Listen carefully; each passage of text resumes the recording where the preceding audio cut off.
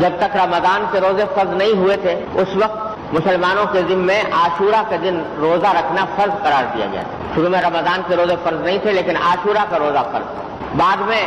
جب رمضان کے روزے فرض ہو گئے تو عاشورہ کے روزے کی فرضیت منسوخ ہو گئی، یعنی اب عاشورہ کے دن روزہ رکھنا فرض نہیں، لیکن اس دن روزہ رکھنے کو حضور اقدس صلی اللہ علیہ وسلم نے سنت اور مستحب قرار دیا۔ اور ایک حدیث میں یہ ارشاد فرمایا کہ مجھے اللہ جل جلالہ کی رحمت سے یہ امید ہے کہ اگر کوئی شخص عاشورہ کے دن روزہ رکھے تو اس کے سال بھر کے گناہوں کا کفارہ ہو جائے۔ اتنی فضیلت عاشورہ کے روزے کی آپ نے بیان کر۔ سنت میں جو واحد حکم دیا گیا ہے عاشورہ کے دن وہ ہے روزہ رکھنا، ایک سال کے گناہوں کا کفارہ، یہ روایت میں آتا ہے کہ رسول اللہ صلی اللہ علیہ وسلم نے فرمایا۔ تو یہ ہے اصل حکم، اس کی کوشش کرنی چاہیے کہ اللہ تعالیٰ اس کی توفیق عطا فرمائے۔ اس میں ایک مسئلہ اور بھی ہے، وہ یہ ہے کہ حضور اقدس صلی اللہ علیہ وسلم سارے اپنے حیات طیبہ میں جب بھی عاشورہ کا دن آتا آپ روزہ رکھتے، لیکن وفات سے پہلے جو عاشورہ کا دن آیا تو آپ نے روزہ رکھا اور ساتھ میں ایک بات اور ارشاد فرمائی۔ وہ بات یہ ارشاد فرمائی کہ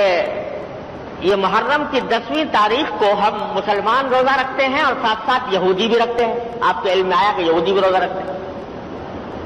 اور یہودیوں کے روزہ رکھنے کی وجہ یہ ہے کہ وہی موسیٰ علیہ السلام کا واقعہ کہ اس دن چونکہ فرعون غرق ہوا تھا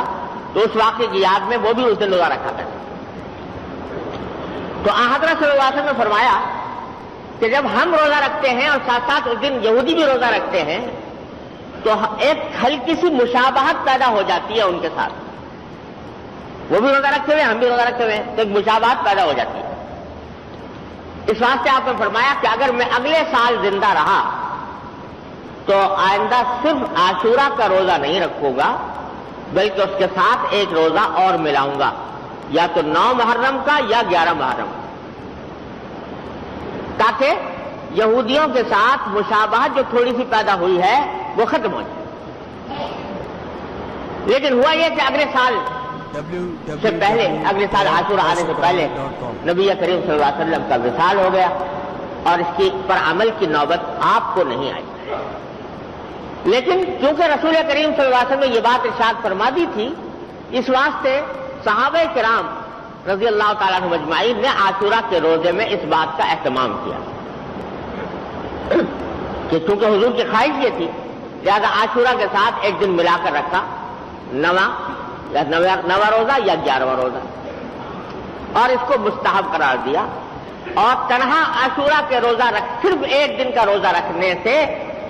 حضور کے اس ارشاد کی روشنی میں انہوں نے مکروہ تنزیہی اس کو قرار دیا کہ یہ خلاف اولا ہے، اگر کوئی رکھ لے گناہگار نہیں ہوگا، انشاءاللہ عاشورہ کا ثواب ملے گا، سارے عمر رسول کریم صلی اللہ علیہ وسلم روزہ رکھتے آئے،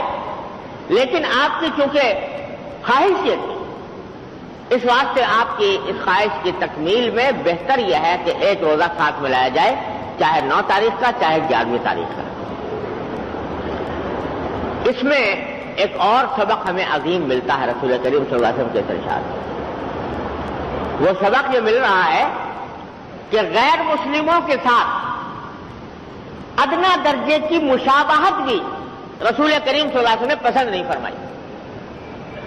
حالانکہ وہ مشابہت جو ہے وہ کسی برے کام میں، ناجائز کام میں نہیں تھی، ایک عبادت میں تھی، وہ بھی عبادت کر رہے ہیں ہم بھی عبادت کر رہے ہیں۔ مشابہت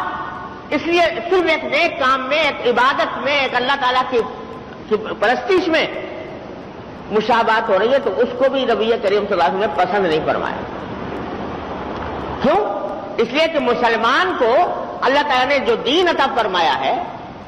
وہ سارے ادیان پر فوقیت رکھتا ہے، سارے ادیان سے ممتاز ہے، لہذا ایک مسلمان کیا ظاہر و باطن بھی غیر مسلم سے الگ ہونا چاہیے، ممتاز ہونا چاہیے۔ اس کا طرز عمل، اس کی چال ڈھال، اس کی وضاقتہ، اس کا سراپا، اس کے اعمال، اس کے اخلاق، اس کی عبادتیں، ہر چیز غیر مسلموں سے ممتاز ہونی چاہیے۔